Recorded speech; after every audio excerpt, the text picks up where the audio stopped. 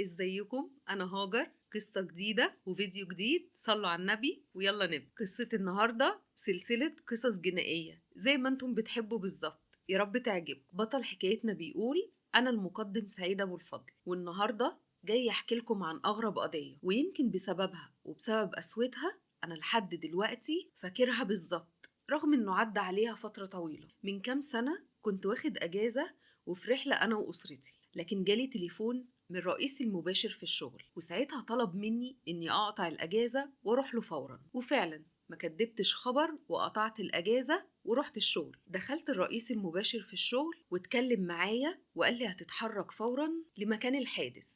كانت ست في عمر ال60، كانت مقتولة ب16 طعنة، عندها 3 أولاد وبنت، وعلى حسب كلام الجيران إن في مشكلة مع البنت لأنها مش بنتها، هي بنت جوزها، لكن ال3 ولاد هم ولادها، وكانت سبب المشكلة هي الميراث. وهي كانت بتقول إن بنت جوزها ملهاش حق في الميراث، وإن جوزها كتب لها الميراث كله قبل ما يموت، لكن الست أو المجني عليها يعني عندها خلافات مع أخوها، وده بسبب إنها كانت السبب في موت ابنه، لأنها سابته يعدي الشارع لوحده وساعتها خبطته عربية ومات. وفي مشتبه تالت، كانت واحدة من الجيران، بسبب إن كان في مشكلة بينها وبين المجني عليها. كانت المجني عليها اتسببت في إن جارتها دي أجهضت الجنين بعد ما المجني عليها زقتها من على سلم العمارة، والست دي ساعتها قالت لها إنها هتنتقم منها. دي التحريات بالظبط اللي اتعملت عن المجني عليها، وقال لي هتلاقي كل حاجة مفصلة في ملف على مكتبك،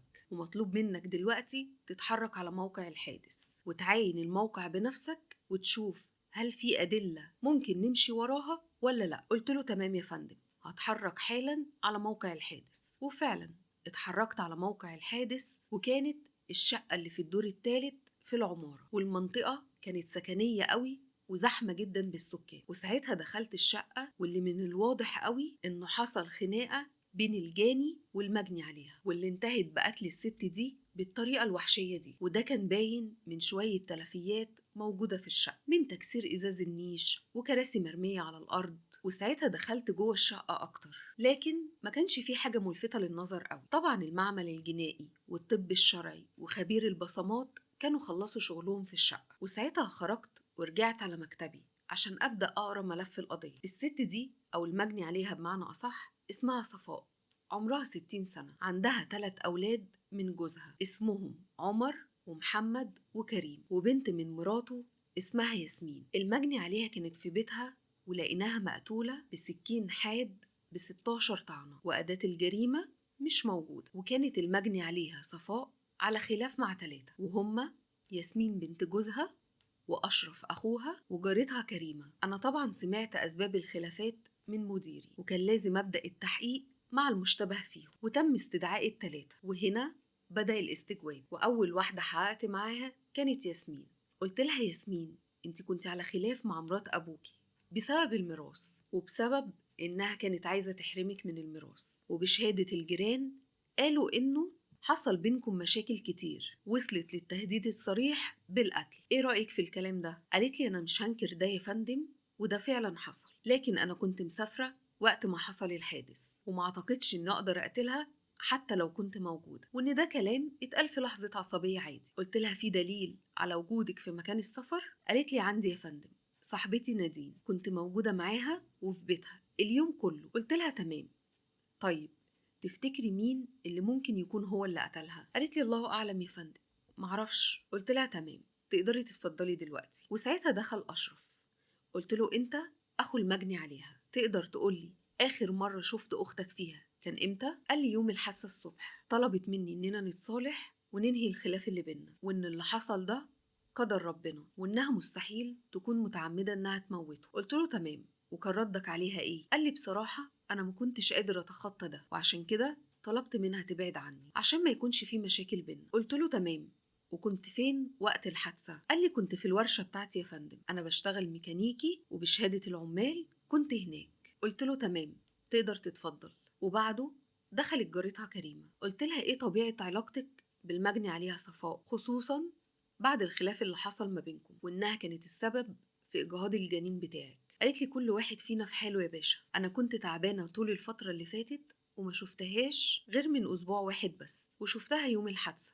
بس أنا قلت حسبي الله ونعم الوكيل. قلت لها أيوة، بس التحريات بتقول إنك هددتيها بالقتل، وقلت لها باللفظ هقتلك وهشرب من دمك. إيه ردك على الكلام ده؟ قالت لي حصل يا فندم وأنا قلته، بس ده كان وقت الإجهاض، لكن يوم الحادثة أنا شفتها واقفة مع أخوها، كانت قدام باب شقتها، وكنت أنا ساعتها بخرج الباسكت، بس قفلت الباب بعدها على طول. قلت لها تمام. الكلام ده كان الساعة كام تفتكري؟ قالت لي الساعة كانت حوالي 3 العصر يا فندم. قلت لها تمام، تقدري تتفضلي دلوقتي. وبعد ما سمعت كلامهم تم استدعاء نادين صاحبة ياسمين عشان اخد أقوالها، وبعد ما واجهتها بكلام صاحبتها أنكرت وقالت إنها جت عندي قبل اليوم ده وباتت الصبح، والمسافة بيني وبين بيتها 4 ساعات تقريبا. قلت لها تمام، اتفضلي، ولو احتاجناكي هنبعتلك. ودلوقتي كده احنا عندنا اختلاف في أقوال 2 من المشتبه فيهم. الأولى هي ياسمين، واللي قالت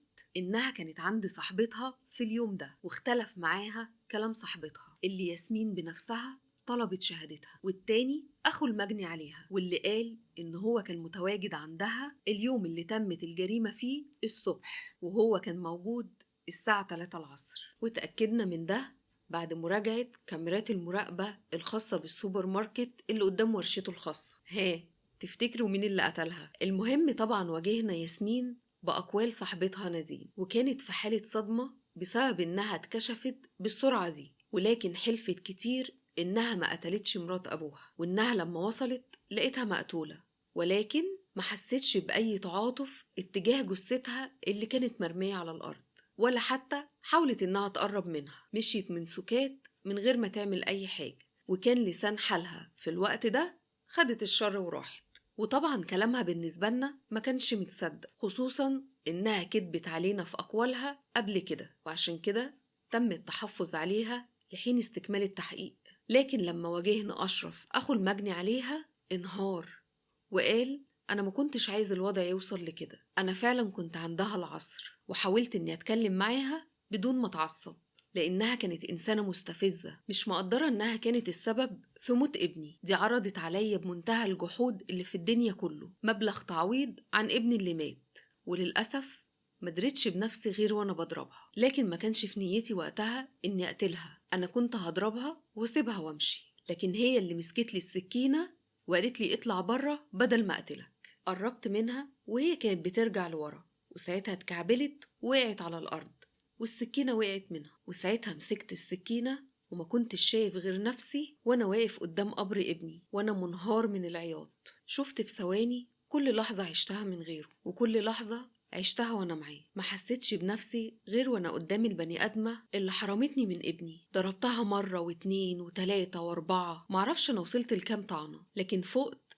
والدم مغرق السكينة ومغرق الأرض كلها. وساعتها أخدت السكينة وخرجت أجري من البيت. معرفش حد شافني ولا لأ، بس رجعت البيت دفنت السكينة في مكان محدش يعرفه عشان محدش يعرف يوصل لها، ورجعت الورشة تاني وكأن شيئا لم يكن. يمكن من قسوة اللي حصل أنا مش قادر أنسى القضية دي، ومش عارف أتعاطف مع المجني عليها، لأنها من الواضح كده إنها كانت ست بتاعت مشاكل، ولا حتى عارف أتعاطف مع الجاني. لكن في النهاية كل ده حصل بسبب إن الجاني مرضيش بقضاء الله وقدره واتحكم عليه بالإعدام، وخلصت القضية على كده. مين توقع صح؟ يلا بينا على الحلقة التانية. بطل القصة بيقول كنت نايم وما صدقت ارتاح من إرهاق الشغل وتعبه، لكن هرتاح إزاي؟ طبيعة شغلي مفيهوش أي راحة. المهم تليفوني رن وصحاني من النوم، قمت اتعدلت وانا بقول خير يا رب ان شاء الله. وكان ظابط لسه منقول عندنا من كام شهر، كان اسمه اكرم.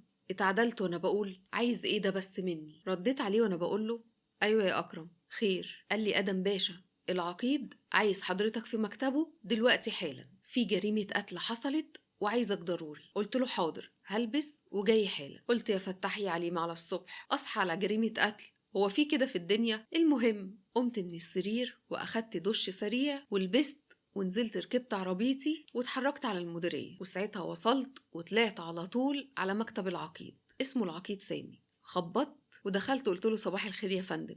قال لي صباح النور يا آدم، عايزك تركز في القضية دي عشان دي قضية مش سهلة تماما. قلت له وانا لحد دلوقتي معرفش ايه اللي حصل يا فندم. قال لي فنانة اعتزلت من زمان ولقيوها ميتة في شقتها على الكرسي، لكن الموضوع شكله فيه شبهة جنائية، عشان الفنانة دي كان بيجيلها رسائل تهديد من مجهول من فترة قريبة. وبالرغم من ده كله أخوها نفى كلامها وقال إن أخته بيجيلها هلاوس بسبب مهدئ بتاخده، ومفيش حد بيبعت رسائل نهائي. قلت له تمام، يعني لو الرسائل دي كانت موجودة يبقى كده دي جريمة قتل. وقال لي حتى لو مش موجودة، الطب الشرعي والمعمل الجنائي هناك، هتروح وتشوف وصلوا لإيه بالظبط. قلت له تمام يا فندم، هتحرك دلوقتي حالا. وفعلا اتحركت على موقع الحادث. كانت عمارة راقية قوي في حي راقي جدا، والعمارة ليها شركة أمن، مش مجرد حارس للعمارة وخلاص. طلعت الشقة اللي كانت في الدور التاني، وكانت شقة المجني عليها. خليني اختار ليها اسم مستعار ونسميها نور مثلا.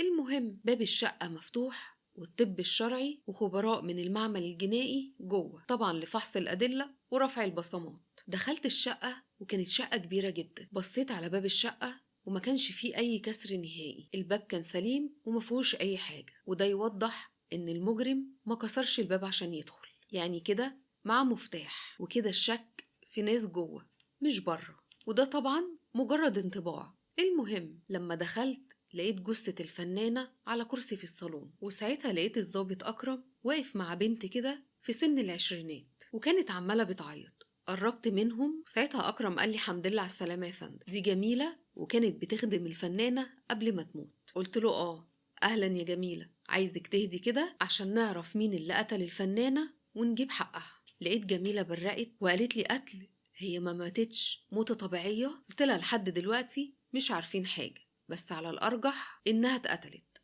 وفي الوقت ده كان الطب الشرعي والمعمل الجنائي خلصوا شغلهم، والكلام المبدئي إن توجد شبهة جنائية في الموضوع، وقالوا إنه هيبعتوا لنا التقارير والأدلة في أقرب وقت. وبدأت التحقيقات في القضية، وعشان المشتبه فيهم كانوا 3 وكانوا هما اللي معاهم نسخة من مفتاح الشقة. ومش بس كده، عشان التحريات كمان أكدت ده.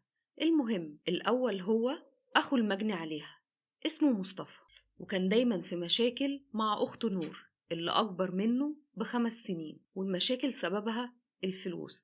مصطفى دايما مضيع فلوسه على السهرات والشرب، وكان دايما بيطلب من أخته فلوس وكانت دايما بترفض. وآخر مرة زارها فيها قال لها إن هو هيرفع عليها قضية حجر. والمشتبه التاني هو عبد الباسط، حارس الأمن بتاع بالليل، وعلاقته بالمجني عليها هي علاقة عطف منها عشان ظروفه المادية مش أحسن حاجة، خصوصا إن والدته في المستشفى لأنها مريضة كلى وعلى طول بتغسل كلى، ودايما نور كانت بتديله فلوس. لكن ده خلى عبد الباسط يتجرأ ويطلب منها مبلغ كبير عشان خاطر علاج والدته. للأسف نور رفضت. والمشتبه الثالث هي جميلة الخدامة، خصوصا إن المعاملة كانت وحشة جدا، ومدام نور كانت دايما بتقول عليها إنها حرامية وجاية هنا عشان تسرقها. المهم استنيت التقرير بتاع الطب الشرعي والمعمل الجنائي لحد ما وصل، وزي ما توقعنا بالظبط المجني عليها تم خنقها بسلك مطاط وتم كتم نفسها لحد الموت. والأدلة اللي جمعها المعمل تتمثل في تليفون المجني عليها اللي أثبت من خلال صورة ليها على التليفون إن في عقد اتسرق من مدام نور. عشان لما دوروا خبراء المعمل الجنائي لقيوا الصندوق اللي كان جنب نور في الصورة، لكن لقيوه فاضي. وبدأ التحقيق، وأول حاجة كان الأستاذ مصطفى. قلت له عايزينك كده في سؤالين عشان تروح. قال لي اتفضل. قلت له كان إيه علاقتك بأختك المدام نور؟ قال لي يعني علاقة عادية جدا. وبعدين هو أنا متهم بحاجة ولا إيه؟ قلت له عشان انت مشتبه فيك، لان كان في دايما مشاكل بينك وبين المدام نور طبعا بسبب الفلوس، وهددتها انك هتحطها في دار رعاية. قال لي لا طبعا انا مستحيل اعمل كده، في خلافات لكن انا مش ممكن اقتلها. قلت له تمام، روح انت واذا احتاجنا لك هنبعت لك. المتهم التاني عبد الباسط حارس الامن. قلت له انت عارف انك متهم بقتل مدام نور؟ قال لي انا يا باشا انا معرفش حاجة، انا اصلا معرفش اعمل كده. قلت له انت يمكن ما تعرفش، لكن انت يمكن برضو فكرت انك تخلص منها، خصوصا انها رفضت تساعدك. قال لي لا يا باشا، هي ساعدتني كتير بس فلوس العملية كانت كتير قوي، وهي قالت لي انها مش عايزة تحرجني، بس معاها شوية مشاكل كده ولما تتحل هتدهم لي. قلت له ما انت ممكن تكون ما صبرتش على انها تديلك الفلوس وقررت انك تاخدها بنفسك. قال لي والله ما حصل يا باشا، ما حصلش. قلت له تمام، اتفضل انت ولو احتاجنا لك هنبعت لك. المتهم الثالث كانت جميلة الخدامة. قلت لها أنا مقدر إن الست نور كانت غالية عليكي، بس أنا عاوزك تهدي. قالت لي كانت غالية عليا قوي والله. قولوا لي الأول، تفتكروا مين اللي عملها؟